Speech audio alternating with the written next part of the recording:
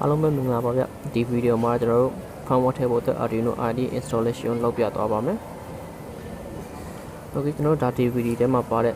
file တွေပေါ့နော်အဲ့ folder တွေထဲမှာကျွန်တော် software ဆိုတဲ့ folder ကိုဖွင့်လိုက်မယ်အဲ့ထဲမှာက Arduino firmware 8.12 ဆိုတာရှိပါတယ်အဲ့ဒါလေးကို double click နေပြီး install လုပ်ပေးပါမယ်။I agree ကိုနှိပ်လိုက်ပါ next ဘာမှပြောင်းစရာတော့မလိုပါဘူး next တိုင်းနေပြီးတော့ install တင်လိုက်အောင်ပါဒါဆိုတော့ install သူ့လို့တင်သွားပါလိမ့်မယ်။ဒါ install တင်တဲ့အချိန်မှာကျွန်တော်တခြား software တွေကိုလည်းဒီကနေ့ install လုပ်ထားရင်ပိုကောင်းပါတယ်။ဒါ Alaskan ပေါ့ကျွန်တော် laser set ကိုမောင်းရမယ့် software အဲ့ software ကျွန်တော် right click နှိပ်ပြီးတော့ zip ဖြည့်ချပါမယ်။ extract to တဲ့ extract to ဖြည့်ချလိုက်မယ်။ဒီမှာကျတော့ဖြည့်ပြီးသားပါကျွန်တော်ထပ်ပြီးတော့ဖြည့်ပြတာပါ။မဖြည့်တာလည်းတိတ်မကြပါဘူး။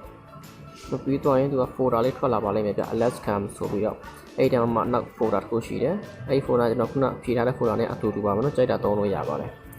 အဲ့ဒီမှာသူက install လုပ်ပြီးသားဗျအဲ့ဒါကိုကျွန်တော်က desktop ပေါ် shortcut ပို့ပြီးတော့ဖွင့်ပြီးတော့ရုံပဲအဲ့တော့အဲ့ဒီရဲ့ exe file လေးကို right click နှိပ်လိုက်မယ်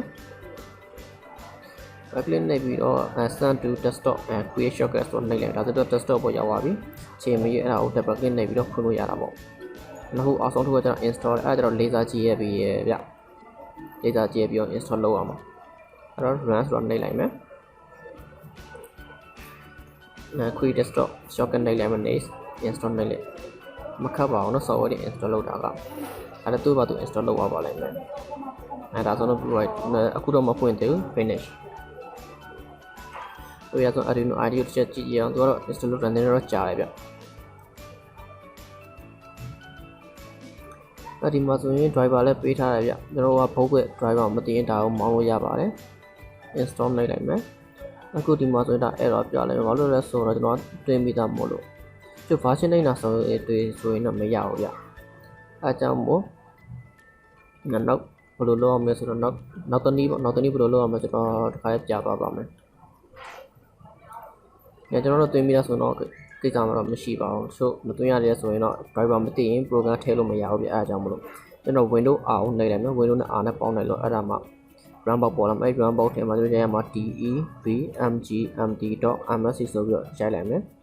အဲ့မှာ driver management ကိုခေါ်လိုက်တာပေါ့အဲ့ဒီထဲမှာကျွန်တော် port တွေသွားကြည့်ရမှာport တွေဆိုတော့ရှိတယ်အဲ့ port တွေမှာကျွန်တော်က box ကိုတက်လိုက်ရင်Arduino ဘောက်ဆိုတာပေါ့အဝါရောင်လေးပုံနေလိမ့်မယ်ဗျ driver မသိဘူးအဲ့တော့အဲ့ဒါကို double click နှိပ်ပြီးတော့ upgrade driver ကိုတစ်ချက်နှိပ်ပေးရမယ် upgrade driver အဲ့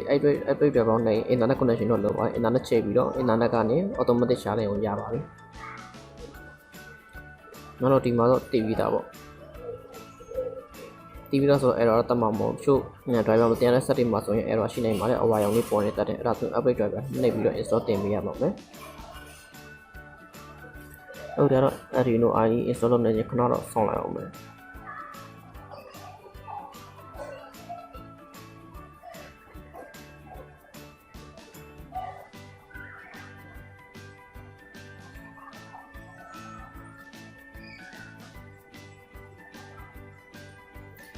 ဒီနှစ်ခုကတော့ဒါခုနကျွန်တော်တွင်းလိုက်တဲ့software နှစ်ခုပေါ့ကျွန်တော်အပြင်ထုတ်ပြ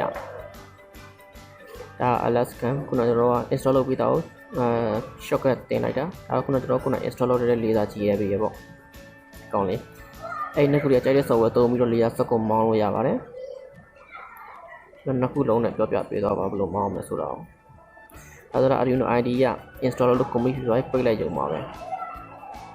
အဲဒါသူလည်းအပြင်ရောက်သွားပြီဗျ shortcut နဲ့အပြင်ရောက်သွားပြီကျွန်တော်ရှာကြည့်အောင်ဘယ်နှရောက်သွားလဲဆိုတော့အဲဒီမှာဗျဒီကောင်းလေးအဲ့ညလုံးလေးနဲ့ပုံစံပေါ့အဲ့ဒါလေးကိုကျွန်တော် firmware ထည့်ပြီးတော့ကုတ်တယ်ထည့်ရအောင်အဲ့တော့ဒါကဒီ video လေးတော့ software ရဲ့တင်တဲ့အပိုင်းပေါ့